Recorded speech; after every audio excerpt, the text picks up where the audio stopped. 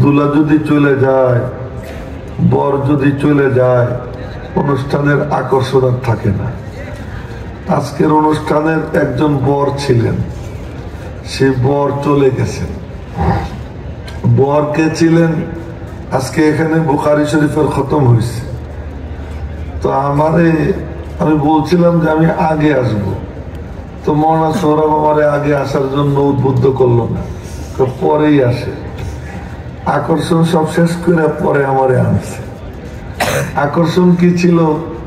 এখানে আজকে বর এসেছিলেন, আমি কোনো গল্প করতেছি না, বাস্তব বলতেছি। আবু দাউদ শরীফ এক কিতাব আছে, তিরমিজি শরীফ এক কিতাব আছে, সিহাসিত্তের কিতাব। কোনটার অবস্থান 3 নম্বরে, কোনটার অবস্থান 4 নম্বরে। এই দুই কিতাব সম্পর্কে মুহাদ্দিসরা বলেন, ওই চাদরের ভিতরে মোবাইল দেখেন না, তখন আমারে দেখেন। এই আবু দাউদ শরীফ আর তিরমিজি শরীফ সম্পর্কে মুহাদ্দিসরা বলেন, যদি কোন ঘরে আবু দাউদ শরীফ থাকে, ফাকান্নামা ফিহি নাবিয়্যুন ইয়াতাকাল্লাম, তবে যেন ওই ঘরে নবীজি উপস্থিত থেকে কথা বলতেছেন। জানি বাতাস একটু ঠান্ডা চলতেছিল, কিন্তু বাতাসটা আপাতত বন্ধ হয়ে গেছে। বন্ধ যখন হয়ে গেছে, যারা দাঁড়িয়ে আছেন একটু যদি কষ্ট করে বসে যেতেন ভালোই হইত, কথা বলে মজা পাইতাম। যাক, আমি আপনাদেরকে জোর করব না, যার মনে চায় বসে যান, বাস এই একবারই বললাম।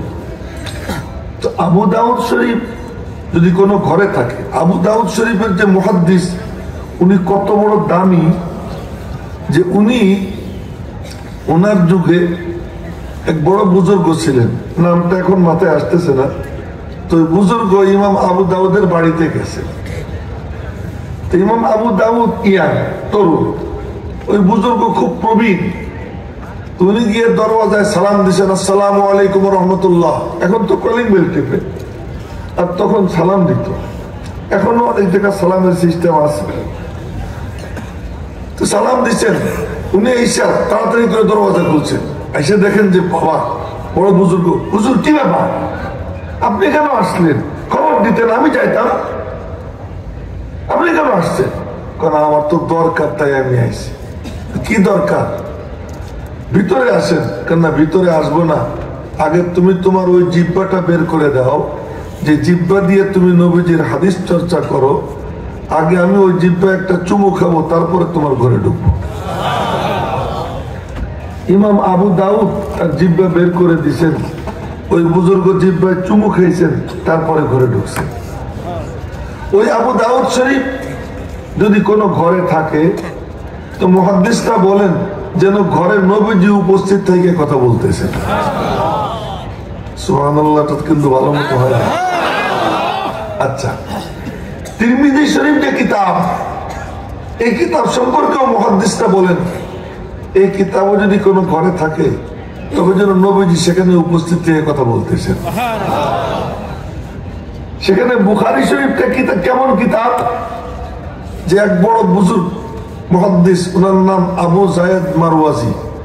গল্পগুলো করতেছি, মনোযোগ দিয়ে শুনেন। আপনারা কি পাইছেন তাই বলবো, কি পাবেন তা বলার তো সুযোগ নাই, যেহেতু হয়ে গেছে। পেয়েছেন কি ওইটা বলতেছে। আবু যায়েদ মারওয়াজি বড় মুহাদ্দিস। উনি ইমাম মালিকের লেখা কিতাব মুয়াত্তা এটা পড়তেন। তো মুয়াত্তা মালিকের যে সনদ মানে ধারা, যেই ধারায় নবীজি পর্যন্ত পৌঁছা যায়, এটাতে কি বলে? সনদ বলে। যেমন আমি বললাম, হুজুর আমার একটা কথা বলছেন, হুজুর বললেন আমাকে আল্লামা আহমদ শফি বলছেন, আল্লামা আহমদ শফি বলছেন যে আমাকে বলছেন শাইখুল ইসলাম হুসাইন আহমদ মাদানী, এটাতে বলে সনদ। সনদ। তো মুয়াত্তা মালিকের যে সনদ, সেই সনদটা কি? আর কি সনদ বোঝানো লাগবে? বুঝে এসে গেছে না সনদ? আচ্ছা, মুয়াত্তা মালিকের সনদ কি? ইমাম মালিকের উস্তাদের নাম নাফে, নাফের উস্তাদের নাম আব্দুল্লাহ ইবনে ওমর, আর আব্দুল্লাহ ইবনে ওমরের উস্তাদের নাম কি? আপনারা বুঝি জানেন না? এটা কোনো কথা হইল? আব্দুল্লাহ ইবনে ওমর সাহাবী, সাহাবীর উস্তাদের নাম কি? বলেন মুহাম্মদুর রাসূলুল্লাহ সাল্লাল্লাহু আলাইহি ওয়াসাল্লাম। ইমাম মালিক আর নবীজির মাঝে 2 সিঁড়ি, তো 2 সিঁড়ি দিয়ে যদি কেউ নবীজির কাছে যাবার পরে সে 4 সিঁড়িতে কেন চড়বে? বুখারী শরীফে কমপক্ষে 4 সিঁড়ি, 3 সিঁড়ি আছে মাত্র 22টা হাদিস, 3 সিঁড়ি মাত্র 22টা হাদিস, আর বাকি সমস্ত হাদিস কোনটা 4 সিঁড়ি, কোনটা 5 সিঁড়ি, কোনটা 6 সিঁড়ি, এই বাইয়া বেয়ে যাইতে হবে। এই মাথা নিচের দিকে যেন না, মাথায় দিকে মাথা সোজা রাখতে হবে, সবাই একটু তাজা হয়ে যায়। এই দিকে যারা আছে একটু গায়ে গায়ে মিশে বসে যায়। মজলিসে সুন্দর হোক, প্যান্ডেল ভরা শর্ত না, শর্ত হলো যে কয়জন আছে এই কয়জন সুন্দর করে বসা। ওই দিকের আব্বাজানরা একটু চলে আসেন, কষ্ট করে একটু কষ্ট করে চলে আসেন। ও যে 2 জন বসে রয়েছে, মনে হয় যেন 2 জনের মধ্যে খুব খাতির, তারা বসে বসে গল্প করবে। হ্যাঁ, এটার দরকার নেই, কাছাকাছি মানুষের সঙ্গে মিশে বসে যান, কথা মনোযোগ দিয়ে শুনে। তো কেউ যদি 2 সিঁড়ি দিয়ে নবীজির কাছে যাবার পরে সে 4 সিঁড়িতে কেন যাবে? যেমন বুখারী শরীফের শেষ হাদিস, শেষ হাদিসের সিঁড়ি কয়টা দেখেন। ইমাম বুখারী বলেন, হাদ্দাসানা আহমদ ইবনে ইসকাব قال حدثنا محمد بن فضيل عن عمارة بن القعقاع عن أبي زرعة عن أبي هريرة 5 সিঁড়ি। 5 সিঁড়ি বাইয়া নবীজি। আর ইমাম মালিকের কিতাবের অবস্থা কি? মালিক আন নাফি আন ইবনে উমর আর রাসূলুল্লাহ, মালিক আন সালেম আন ইবনে উমর আর রাসূলুল্লাহ, মালিক নাফের থেকে, নাফে আব্দুল্লাহ ইবনে উমর থেকে, আব্দুল্লাহ ইবনে উমর নবীজির থেকে, মালিক সালেম থেকে, সালেম আব্দুল্লাহ ইবনে উমর থেকে, আব্দুল্লাহ ইবনে উমর নবীজির থেকে। আবু যায়েদ মারওয়াজি বলেন, 2 সিঁড়ি পাইলেই নবীজি, আমার খামাখা অন্য কিতাবের কি দরকার? একদিন স্বপ্নে দেখেন নবীদের সঙ্গে দেখা। আগামীকাল নাস্তা খেয়ে সুবহানাল্লাহ কইেন, আপনারা বলে ফেলেন জোরে জোরে সুবহানাল্লাহ। একদিন স্বপ্নে দেখেন নবীজিকে, আর নবীজিকে স্বপ্নে দেখা মানে এই যে উনারে দেখতেছি, আল্লাহর কসম উনারে দেখতেছি, হতে পারে এটা ধোঁকা, অন্য কোন একটা মানে জাদু টাদু করে উনারে দেখানো হইতেছে, এবং দৃশ্য অনেক ঘটছে, দেখছি একজনকে আসলে সে না। কিন্তু নবীজিরে যদি কেউ স্বপ্নে দেখে, তো বুখারী শরীফের হাদিস, নবীজি বলেন, মান রাআনি ফিল মানামি ফাকাদ রাআনি, যে স্বপ্নে আমাকে দেখছে সে আমাকেই দেখছে। ফাইন্না শাইতানা লা ইয়াতামাসসালু বি, শয়তান আমার রূপ ধারণ করতে পারে না, আল্লাহ এই অধিকার দেন নাই শয়তানকে।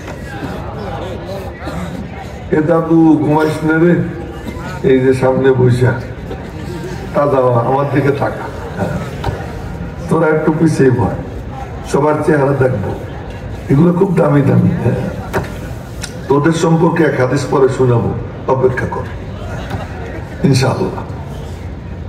তো বলতেছিলাম যে নবীজির স্বপ্নে দেখা কেমন।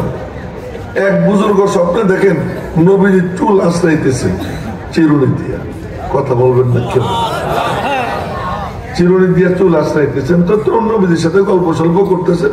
নবীজি তো একদম জিন্দা, একেবারে জিন্দা।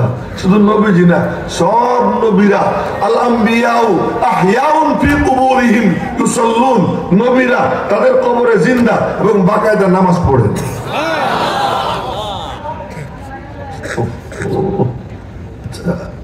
এই মাথা নিচের দিকেও থাকবে না, আর কোনো আওয়াজও যেন আমার কানে না আসে।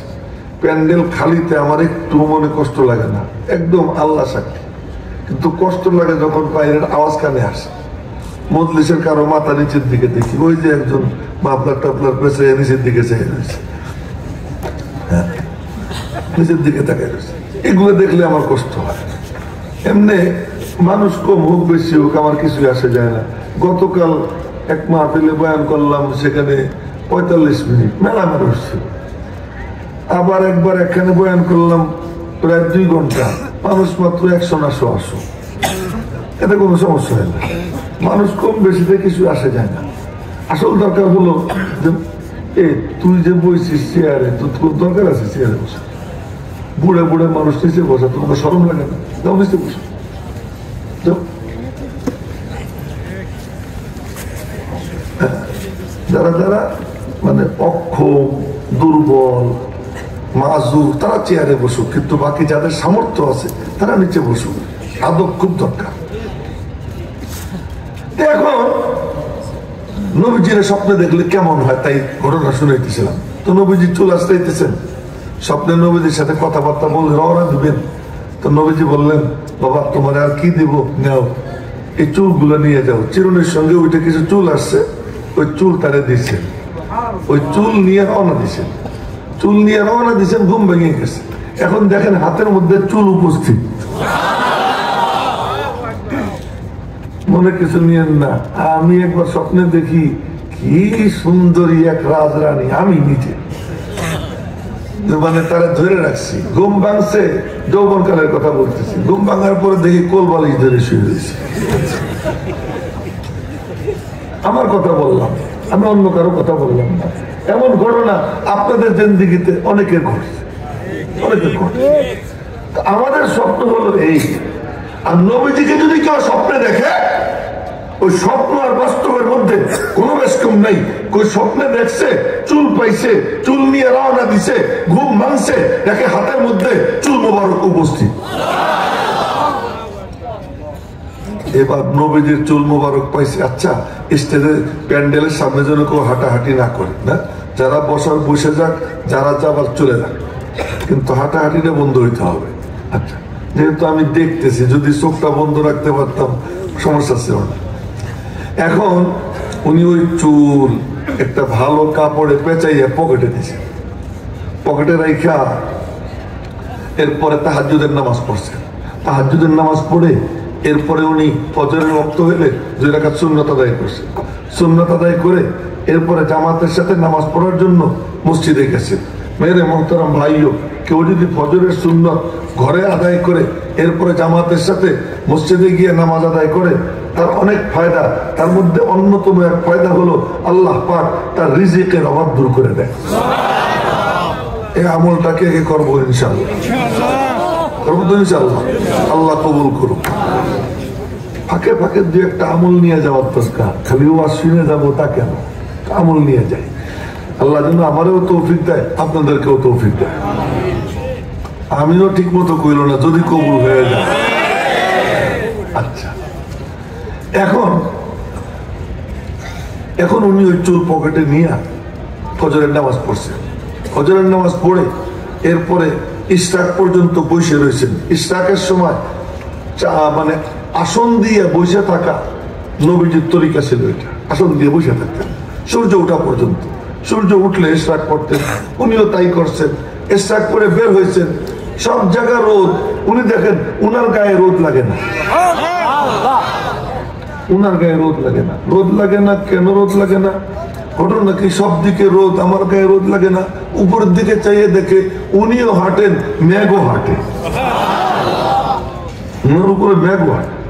মনে মনে বলতেছেন, আমার তো মেঘে কোনোদিন ছায়া করে না, আজকে কেন ছায়া করতেছে? হঠাৎ মনে পড়ে যায়, মেঘ আমারে ছায়া করে না, নবীজির চুল মুবারক আমার পকেটে। আল্লাহ তাআলা তার মাহবুবের চুলের ইজ্জতে মেঘ নিয়োগ করে দিয়েছেন ছায়া দেওয়ার জন্য। তো নবীজির চুল মুবারকের যদি এত ইজ্জত হয়, তো নবীজির সুন্নতের কত ইজ্জত, নবীজির আদর্শের কত ইজ্জত। তো আমি তো যে কথা বলতেছিলাম যে আবু যায়েদ বারওয়াজি নবীজিকে স্বপ্নে দেখেন, স্বপ্নে দেখেন। তো নবীজি বলতেছেন, এ আবু যায়েদ, জি ইয়া রাসূলুল্লাহ, ইলা মাতা তাকরাউ কিতাবা মালিক আলা তাকরাউ কিতাবি, তুই কতদিন পর্যন্ত মালিকের কিতাব পড়বি, আমার কিতাব পড়বি না? মালিকের কিতাব পড়বি আর কতদিন, আমার কিতাব পড়বি না? আমি বললাম, ইয়া রাসূলুল্লাহ। উনি বললেন, ইয়া রাসূলুল্লাহ, যে আপনার কিতাব কোনখান?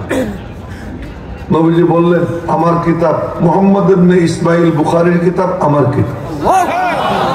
আচ্ছা, এত পরে আইসা লোকটার জন্ম 194 হিজরিতে, ইমাম আবু হানিফার জন্ম 80 হিজরিতে। চিন্তা করেন, ইমাম আবু হানিফার জন্ম 80 হিজরিতে, ইমাম বুখারীর জন্ম 194 হিজরিতে। এত পরে আইসা এই লোকটা এমন অবস্থান কেমনে অর্জন করল, এমন মাকাম কেমনে পাইল?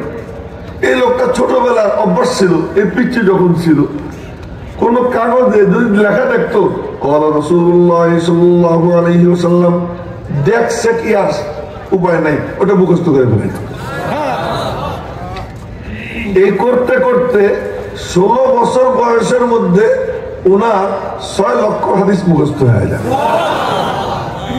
সুবহানাল্লাহটা ভালো মতো গত 5-6 দিন আগে সিলেট গেলাম, একজন একটা ছেলেরে নিয়ে আসছে, এসে বলে কি হুজুর ও 150 হাদিস মুখস্থ পারে। আমি তারা জড়াই ধরে আদর টাদর করলাম, প্রতিযোগিতা দিয়ে ফার্স্ট হয়েছে, 150 হাদিস মুখস্থ হয়েছে। তারে আমি কি করলাম, আজকে আমার দাওরার ক্লাসে বলছি 100 করে হাদিস কে কে মুখস্থ করতে পারবি 20 তারিখ পর্যন্ত টাইম, আমি তারা 1000 টাকা করে পুরস্কার দিই। এই ঘোষণা দিচ্ছি আজকে দাওরার জামা, 100 করে হাদিস মুখস্থ করতে পারলে সেখানে 6 লক্ষ হাদিস। তাও কেমনে 6 লক্ষ হাদিসের যাদের নাম ও তার নাম, তার বাপের নাম, তার গ্রাম, তার পুরো জিন্দেগীর বায়োডাটা সহ 6 লক্ষ হাদিস মুখস্থ।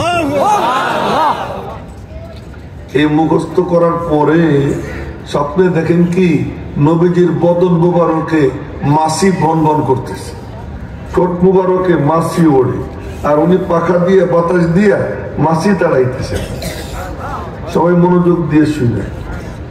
ওনার উস্তাদের কাছে বলছেন, উস্তাদ জি এই স্বপ্নে দেখলাম নবীজির বদন মুবারকে মাছি আর আমি বাতাস করে তাড়াইতেছি। উস্তাদ জি কয় বেটা বড় মুবারক স্বপ্ন। উনি তো পরেশান হয়ে গেছে। একজন এই জন্য স্বপ্ন দেখলে পরেশান হইতে হয় না, বিজ্ঞজনের কাছে গিয়ে বলতে হয়। একজন স্বপ্নে দেখে যে সে কোরআন শরীফের উপরে পেশাব করতেছে। এবার আপনার তো নাউজুবিল্লাহ কইছেন, কইেন না, থামেন। স্বপ্নে দেখা মুহাম্মদ ইবনে সিরিন রহমাতুল্লাহ আলাইহি গিয়ে বলে হুজুর স্বপ্নে দেখলাম কোরআন শরীফের উপর পেশাব করতেছি। কয় বেটা মিষ্টি খাওয়া, তোর ছেলে হাফেজ হবে। পরে সত্যি সত্যি ছেলে হয়েছে, ছেলে হাফেজে কোরআন হয়েছে। সুবহানাল্লাহ, ঠিক মতো হয় না। তাহলে স্বপ্ন দেখলেই ওইরকম অস্থির হইতে হয় না, বিজ্ঞজনের কাছে বলতে হয়, যাত্রার কাছে বলতে হয় না, বন্ধু বান্ধবের কাছে সমানে স্বপ্ন বলা শুরু করে না, একজন বিজ্ঞ আলেমের কাছে গিয়ে বলবে, ব্যাখ্যা পাবা। মেরে মোহতারাম ভাইও তো বলতেছিলাম যে স্বপ্ন এটা দেখলে এটা মানে অস্থির হইতে হয় না। ইমাম বুখারী স্বপ্নে দেখেন কি নবীজির বদর মুবারকে মাছি। উস্তাদের কাছে বলছেন, উস্তাদ জি স্বপ্নে দেখি নবীজি শুয়ে আছেন, তার বদন মুবারকে ঠোঁট মুবারকে মাছি ভনভন করতেছে, আমি বাতাস করে মাছি তাড়াইতেছি। বললেন না রে বেটা সাব্বাস, আল্লাহ তোর দ্বারা হাদিসের এমন খেদমত নিবে যে হাদিসের আবর্জনা পরিষ্কার করে বিশুদ্ধতম হাদিস আল্লাহ পাক তোকে জড়ো করবার তৌফিক দিয়ে দিবে।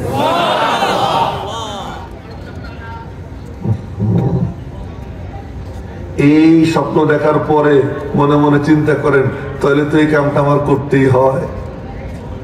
কেমনে করবো? যেখানে সেখানে করব না, জায়গা মতো করবো। সফর করে মক্কা শরীফ গেছেন। সুবহানাল্লাহ, কইতে গবেষণা করেন। আচ্ছা, মক্কা শরীফ গেছেন। মক্কা শরীফ গিয়া কিছুদিন মক্কা শরীফ, কিছুদিন মদিনা শরীফ, কখনো হাতিমে কাবার মধ্যে বৈশা, কখনো মিজাবে রহমতের নিচে বৈশা, কখনো হজরে আসওয়াদের সামনে বৈশা, কখনো মাকামে ইব্রাহিমের পাশে বৈশা, যখন যেখানে সুযোগ হয়েছে ওখানে বৈশা হাদিস লেখতেন। যেদিন লেখতেন সেদিন লেখার আগে গোসল ও ওই রোজা রাখতেন, আবার গোসল করতেন। গোসল কইরা 2 রাকাত ইস্তেখারার নামাজ পড়তেন। ইস্তেখারার নামাজ পড়ে মালিকের কাছে বলতেন, আল্লাহ হাদিসটা লেখবো কিনা। এই মুরাকাবায় বসতেন। মুরাকাবার মধ্যে আল্লাহর পক্ষ থেকে ইলহাম হইতো, লেখো, তারপরে লিখতেন। তাহলে এই কিতাব লিখতে ওনার লাগতো 1-1.5 মাস, কিন্তু লাগাইছেন 16 বছর। এই মেহনত কইরা এই যে মুজাহাদা করছেন, এই মুজাহাদার বরকতে আল্লাহ পাক এই কিতাবকে এমন ভাবে কবুল করছেন, পুরো উম্মত সিদ্ধান্ত দিছে আসাহুল কুতুবি বাদা কিতাবিল্লাহ তাহতা আদিবিস সামা আল জামিউ সহিহ আল মুখতাসার মিন উমুরি রাসূলিল্লাহ আলাইহি ওয়াসাল্লাম ওয়াসুনানিহি ওয়া আইয়ামিহি, না নামটা পুরোটা হয় নাই, আল জামিউস সহিহুল মুসনাদুল মুখতাসার। মুসনাদ শব্দটা ছুটে গেছিল, এজন্য আবার রিপিট করলাম। এই কিতাবের পুরো নাম এমনি বলি আমরা কি বুখারী শরীফ। এই কিতাব উনি আর কোনো কামই করেন নাই, এই কিতাবই বুকে নিয়ে ঘুরে বেড়াইছেন আর পড়াইছেন, নিজে পড়াইছেন সরাসরি 90,000 ছাত্র,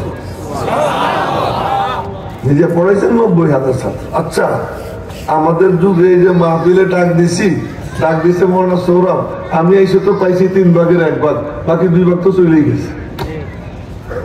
আমি বুঝতেছি, আমি তো গাজীপুরের মাহফিল দেখি, বাকি 2 ভাগ চলে গেছে। কিন্তু আশরাফ আলী থানভী রহমতুল্লাহ আলাইহি ওয়াজ করতেন, শ্রোতা হলো 50 জন, 70 জন, 80 জন, কিতাবে লেখাও আছে যে উনি এই বয়ান করছেন, এই বয়ানে এতজন শ্রোতা ছিল।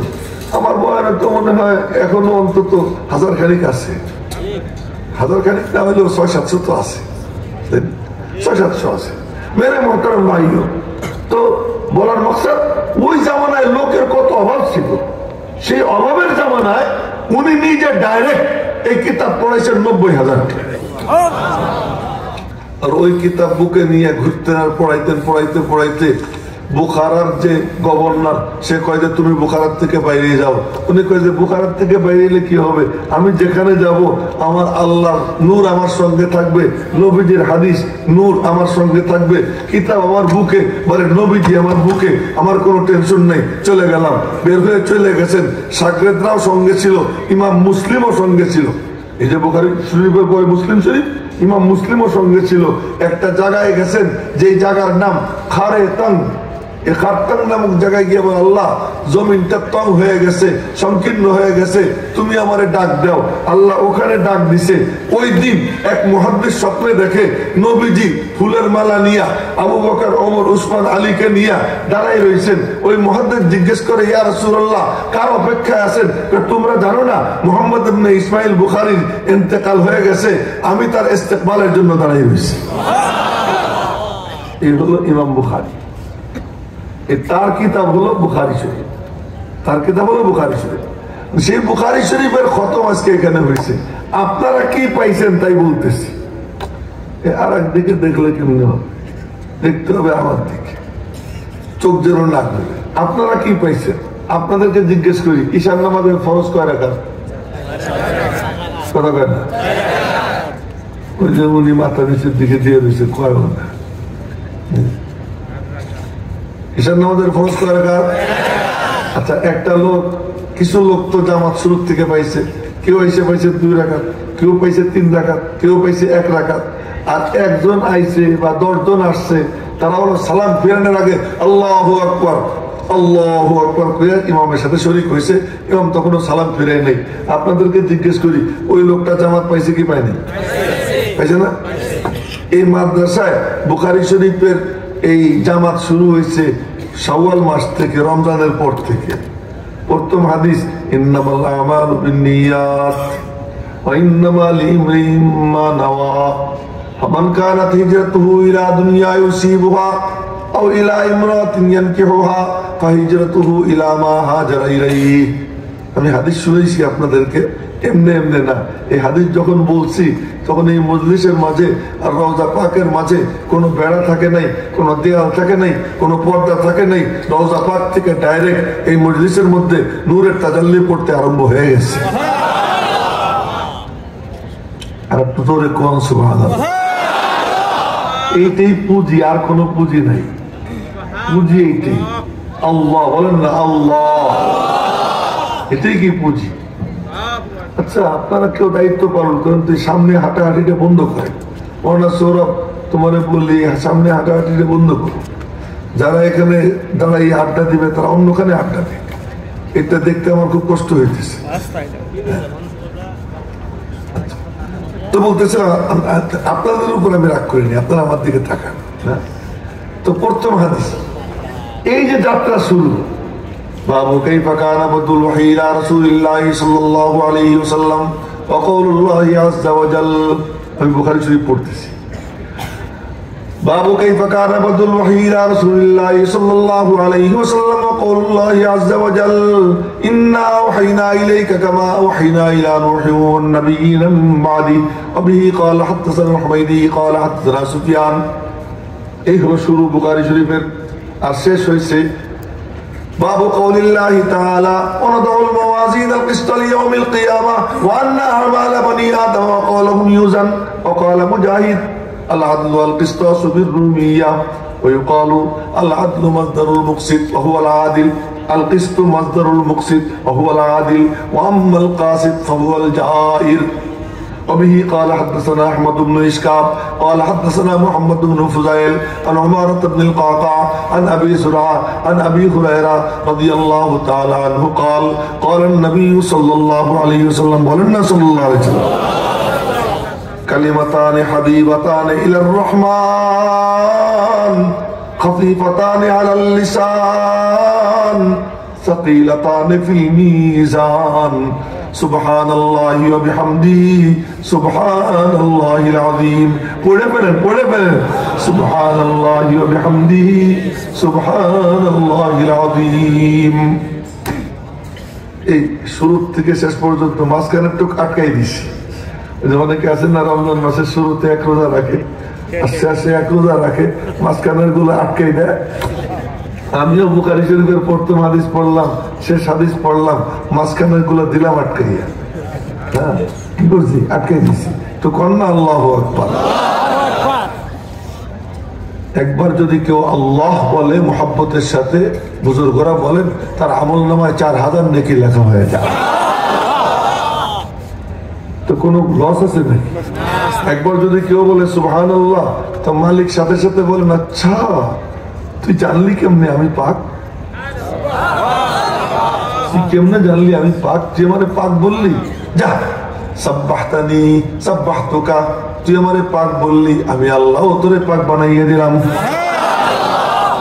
তুই আমারে পাক বললি আমি তোরে পাক বানাইয়ে দিলাম কি মজা না কি মজা কেউ যখন বলে সুবহানাল্লাহ আল্লাহ পাক অভাবের জামানায় দ্রব্যমূল্য বেড়ে যায় ক্রাইসিসের সময় দ্রব্যমূল্য বেড়ে যায় একজন মরিচ কিনছে কয়েক মাস আগে হুজুর এক মরিচ 3 টাকা পড়ছে এক মরিচ কয় টাকা 3 টাকা কেন অভাবের সময় এই জন্য কি এক মরিচ 3 টাকা বর্তমান বিশ্বে মুসলমানের সংখ্যা 250 কোটি তার মধ্যে কলেমা জানে কয়জন কলেমা জানলেও কোরআন শরীফ জানে কয়জন কোরআন শরীফ জানলেও নামাজ পড়ে কয়জন ও মেরে মোহতারাম ভাইও তো সুবহানাল্লাহ বলে কয়জন আপনারা খোঁজ নিয়ে দেখেন শতকরা 2-3 জন মসজিদে আসে আর বাকি সবগুলো রাস্তাঘাটে থাকে এত ক্রাইসিসের জামানায় কেউ যখন বলে সুবহানাল্লাহ মালিক বলেন আচ্ছা অভাবের জামানায় তুই সুবহানাল্লাহ বললি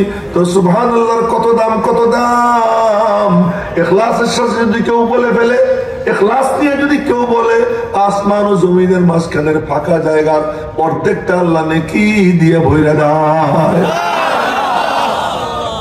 আরো একটা মজার কথা শুনে গল্প শুনে পরে আপনারা কি পাইছেন পরে বলবেন একটু লোভ রাইখে দিই হয়তো আবার যদি চলে যান ওই লোভটুকু রাইখে দিই একটু বলবো সুবহানাল্লাহ এটা কত মজাদার সুবহানাল্লাহ মানে কি আল্লাহ পাক আচ্ছা আপনাদেরকে জিজ্ঞেস করি এখানে এই যে কয়জন মানুষ আছে এর মধ্যে শতকরা 99 জন কয় কি ইয়া মাহমুদ মানে খুব বাজে লোক ওর মতো খারাপ লোক হয় না এরকম করে সবাই কি আমার বকাবকি করতেছে এর মধ্যে তারা ইয়া ওই পাগলিওয়ালা পিচ্ছি তুই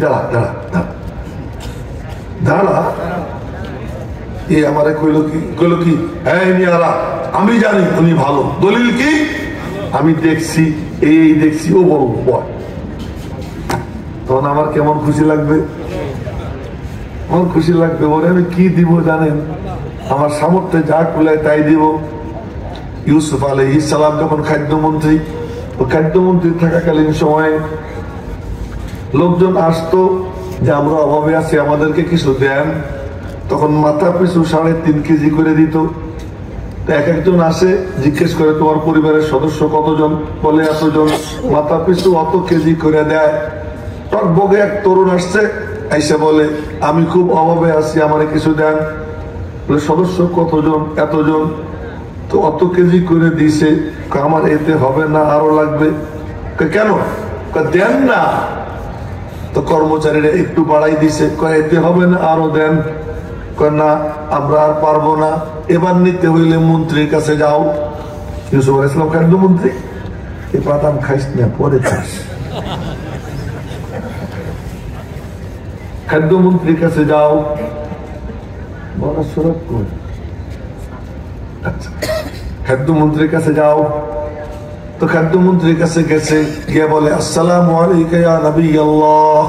এখান থেকে মাসলা যাই না, নেই, আগে সালাম পরে ডাক। আসসালামু আলাইকা ইয়া নবী আল্লাহ, সালাম আপনার উপরে হে আল্লাহর নবী। গিয়ে ডাক দিছে। উনি বললেন ওয়ালাইকুম আসসালাম ওয়া রাহমাতুল্লাহ। কি যুবক, কি বাবা? আপনার কর্মচারীরা খাইস্টা খাইস্টা বলুন তো না, হ্যাঁ কি বললাম একটু বাড়াই দিতে দিল না। কত দিছে? এই কয়েক কেজি দিছে। তোমার সদস্য কতজন? এতজন। বেশি তো দিছে। আপনিও তো দেখি তেমনই। তার মানে কি করতে চাও? আমার এতে হবে না, বাড়াই দেন। তোমার তো যা পাবা তার থেকে বেশি দেওয়া হয়েছে। আপনি আমারে চেনেন নাই। কি, কে তুমি? যদি চিনতেন না তাহলে আপনি আমাকে খুশি করে দিতেন। কে তুমি বলো? লম্বা করে বলতেছি না সংক্ষেপ করে বলতেছি। জুলাইখা আপনারা আটকাইছিল, মনে পড়েনি? হ্যাঁ মনে পড়ে। 7টা গেট বন্ধ করছিল, মনে পড়েনি? মনে পড়ে। আপনি দৌড় দিছিলেন, মনে পড়ে? হ্যাঁ। জুলাইখাও পিছনে দৌড় দিছিল। ওয়াস্তাবাকাল বাব ওয়াকাদ্দাত কামিসাহু মিন দুবুর ওয়া আলফা ইয়া সাইয়্যিদাহা লাদাল বাব ক্বালাত মা জাযাউ মান আরাদা বিআহলিকা সুআন ইল্লা আইয়ুসজানা আও আযাবুন আলীম। আল্লাহু আকবার কইলেন। ওই মুরব্বী ঘুমের দোয়া পড়ে ঘুমাইছে, ঘুমান যাবে না, তাজা হইতে হবে। লক্ষ্য করে জুলাইখা, এই মোবাইলের আলো দিও না, চোখের আলো চাই, চোখের আলো, মোবাইলের আলো। জুলাইখা আটকাইয়া ডাক দিছে, হাইটা লাখ আইসো। আর ডাকের যে কি সিস্টেম না, ওটা যুবকরা ভালো বুঝবে, আমরা কি আর বুঝবো? ডাকের যে সিস্টেম অনুযায়ী ডাক দিছে। হাইতা লাখ করে চোখ টোক টিপি মারে, আইসো। মুসা হযরত ঈসা আলাইহিস সালাম বলছেন মাআদাল্লাহ, মাআদাল্লাহ। যখন বলছে মাআদাল্লাহ, আল্লাহর কাছে পানা চাই। ইন্নাহু রাব্বি আহসানা মাসওয়াই, উনি আমার রব, আমার সেরা ঠিকানা, আমি তার কাছে আশ্রয় নিচ্ছি। আল্লাহ পাক দেখাই দিলেন, ও যে ইয়াকুবের ছবি দেখা যায়, দেয়ালের দিকে তাকাই দেখে আব্বার ছবি। আচ্ছা, কোন পোলা যদি কোনো মাইয়ের সাথে গল্প করতে থাকে, এর মধ্যে বাপরে দেখে কি করবে? দৌড় দিবে না? বাপের ছবি আল্লাহ দেখাই দিছে। বাপের ছবি দেখা, এজন্য বুড়ারা এই কথা মনে করেন না যে আপনারা নিষ্পাপ হয়ে দেখছেন। আল্লাহ বলে ইউসুফও কিন্তু পড়ে যাইতো ফিতনায় যদি আমি না বাঁচাইতাম। ইউসুফ নবী, তার কথা বলতেছে, আমি সেখানে কি আর উনি সেখানে কি? যখন ওইটা দেখছে, দেখে ইউসুফ আলাইহিস সালাম মনে মনে কয়, গেট পর্যন্ত তো যাওয়ার পরই বাকিটা আল্লাহর হাওয়ালা। এজন্য তোমার সামর্থ্য যেখানে শেষ, আল্লাহ নুসরতের ওখান থেকে শুরু। ইউসুফ আলাইহিস সালাম দৌড় দিয়েছেন, গেটের কাছে যাওয়ার আগে ঠাস, এক গেটের কাছে যাওয়ার আগেই গেট খুলে যায়। জুলাইখা দেখতেছে, আরে আমার শিকার তো ছুটে গেল। পিছন থেকে পাঞ্জাবি টেনে ধরছে, ওই গেটও খুলছে, সামনে ওর স্বামী, পিছনে ও, মাঝখানে ইউসুফ। মনে পড়েনি? মনে তো পড়ে। তখন সবাই আপনার দিকে কেমন চোখে তাকাইতেছিল, সন্দেহের চোখে। দোষ মনে হয় ইউসুফের, মাইয়াকেও কেউ দোষ দেয় না, সব দোষ পুরুষের দেয়। অথচ আকাম কুকাম বেশি মাইয়ারাই করে, কিন্তু দোষটা দেয় কি পুরুষের। মেয়ে যদি সিদ্ধান্ত নেয় আমি ধরা দেব না, কোন পুরুষের সাধ্য নাই ওই মেয়ের কাছে যাওয়া। মেয়ে যদি ধরা দেয় তখনই যেতে পারবে। তো সবাই দোষ দেয় কি পুরুষের। তো সবাই ইউসুফ আলাইহিস সালামের দিকে সন্দেহের চোখে তাকাইতেছিল। ওই যুবক বলে, মনে পড়েনি সবাই আপনার দিকে সন্দেহের চোখে তাকাইতেছিল? হ্যাঁ।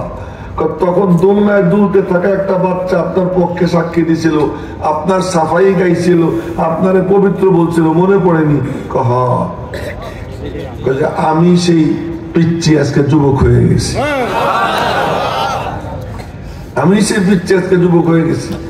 তুই সেই ঘা আর বুকের মধ্যে নিয়া কপালে চুমুকে বলে, কত নিবি নে। সুবহানাল্লাহ কয় না? ভালো লাগে। কত নিবি নে। এবার বহর ভরে দিছে, দিয়ে কয় তোর নেওয়া লাগবে না, আমার কর্মচারী দিয়ে তোরে আগাই দিতেছি। আল্লাহ তাআলা সব দেখেন নাই, জানেন না? আল্লাহ জিব্রাইলে পাঠান, জিব্রাইল যাতো জিজ্ঞেস করতো ইউসুফরে এত দিল কেন, একজনরে এত কেন দিল? মনে হয় যেন আল্লাহ জানে না, সব জানে। কিন্তু প্রেমের গল্প বলতে কি লাগে, মজা লাগে। যা এই যে আপনারা যে বসে রয়েছেন না, এই ফেরেশতারা গেলে আল্লাহ জিজ্ঞেস করবে, এ কোথায় ছিল? ওরা যেন আল্লাহ দেখে, আল্লাহ দেখে না, আল্লাহ জানে না কোথায় ছিল, জিজ্ঞেস করবে। ওরা কি বলে মনে আল্লাহ শুনে নেই? সব শুনতেছে, সব দেখতেছে। হাদিসে কুদসি রব্বুল আলামিন বলেন, আনা জালিসু মান যাকারানি, যে আমার জিকির করে আমি তার পাশে বসে থাকি। সব আল্লাহ পাক দেখতেছেন। এরপরও গেলে জিজ্ঞেস করবে, এ ওরা কি কয় রে? হ্যাঁ, মনে হয় যেন আল্লাহ শুনে না। কিন্তু প্রেমের গল্প কইতে কি লাগে, মজা লাগে। এই ইউসুফ, ওই জিব্রাইল, এই ইউসুফ একজন এত দিল কেন জিজ্ঞেস কর। যা জিব্রাইল হিসেবে কি আল্লাহ নবী একজন এত দিলেন কেন? দিব না। কি জন্য? সবাই যখন আমারে সন্দেহ করতেছিল, ও একমাত্র বাচ্চা যে আমাকে পবিত্র বলছিল, ওই একমাত্র আমারে পবিত্র বলছিল। আল্লাহ পাক জিজ্ঞেস করলেন কয়বার? একবার। একবার পবিত্র বলে এত দিলি? আর আমার যে সমস্ত বান্দা বান্দিরা নামাজে দাঁড়াইয়ে বলবে সুবহান, নামাজে দাঁড়াইয়ে প্রথম তাসবিহটা কি করত? আল্লাহু আকবার। এরপরে কি বলে? সুবহানাকাল্লাহুম্মা। রুকুতে গিয়ে কি বলে? সুবহান, সুবহান রাব্বিয়াল আযীম। সিজদা দিয়ে কি বলে? সুবহান রাব্বিয়াল আলা। দাঁড়াইয়েও সুবহান, রুকুতেও সুবহান, সিজদায়ও সুবহান। দুইটা শব্দ, একটা শব্দ সুবহান আর একটা শব্দ হলো রব। একটা শব্দ সুবহান আর একটা শব্দ রব। সুবহান সুবহান সুবহান প্রথম রাকাতে 10 বার, প্রতি রাকাতে 9 বার। 4 রাকাত তোলার নামাজে কমপক্ষে 37 বার, 3 রাকাত তোলার নামাজে 28 বার, 28 বার। আর 2 রাকাত তোলার নামাজে হলো 19 বার। কমপক্ষে সুবহান সুবহান বলে 5 ওয়াক্ত নামাজে যদি হিসাব করা হয়, নফল সুন্নতের হিসাব করা হয়, তো কত শতবার বলে সুবহান সুবহান সুবহান। রব্বুল আলামিন বললেন, আচ্ছা বলতো ইউসুফ, বলো তো তুমি, তোমারে একবার সুবহান বলায়, তোমারে একবার পবিত্র বলায়, তুমি ওরে এত দিলা। আমার যে সমস্ত বান্দা বান্দিরা আমারে এত ঘন ঘন বলবে আমার আল্লাহ পাক, আমার আল্লাহ পাক, আমি তাদেরকে কেমন দেওয়া দিব? আমি তাদেরকে কেমন দেওয়া দিব? এজন্য সুবহানাল্লাহ বলবো নি মাঝে মাঝে, ইনশাআল্লাহ আমলটা করবো না ইনশাআল্লাহ। আচ্ছা, একটা হলো সুবহান আর একটা হলো রব। রব রব রব, এই রব্বের কথা প্রথম বলছেন আল্লাহ, আলাস্তু বিরব্বিকুম, আলাস্তু বিরব্বিকুম প্রথম। আবার দুনিয়াতে আসার পরে স্কুলে গেলে কয় আমার সোনার বাংলা। মাদ্রাসায় আসলেই উস্তাদের সামনে বসার পরে উস্তাদ প্রথম বলে, বলো। কি বলবো? রব্বি ইয়াসসির। কি বলা? রব্বি ইয়াসসির। ও রব তুমি সহজ করে দাও। ওয়ালা তুআসসির, তুমি কঠিন করো না, তুমি তুমি তুমি। ওয়াতাম্মিম বিল খাইর, আল্লাহ ভালো ভালোই মতো শেষ করে দাও। পুরা কোরআন আমার সিনায় ভরে দাও। রব্বি জিদনি ইলমা, আল্লাহ তুমি তোমার সিফাতে ইলম আমার সিনার মধ্যে বাড়াইয়া দাও। রব রব রব।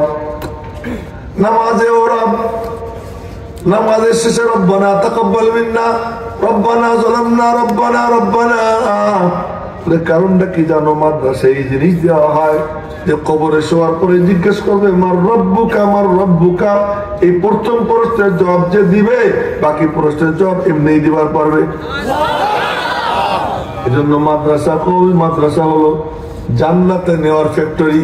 যে কবে মাদ্রাসায় ভর্তি হয় সে জান্নাতে যাওয়ার তরিকা শেখার জন্য ভর্তি হয়, চাকরি বাকরি পাওয়ার জন্য এখানে ভর্তি হয় না। অর্থবিত্ত আল্লাহ যার জন্য যাবর আছে সে পাবে। তো বলতেছিলাম আপনারা সুবহানাল্লাহ কেন করেন না? কবেন তো ইনশাআল্লাহ সুবহানাল্লাহ, বলবো তো মাঝে মাঝে সুবহানাল্লাহ।